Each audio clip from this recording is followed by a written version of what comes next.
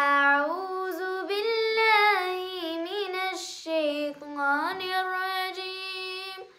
بسم الله الرحمن الرحيم. تبارك الذي بيده الملك وهو على كل شيء قدير. الذي خلق الموت والحياة ليبلوكم أيكم أحسن عملا وهو العزيز الغفور.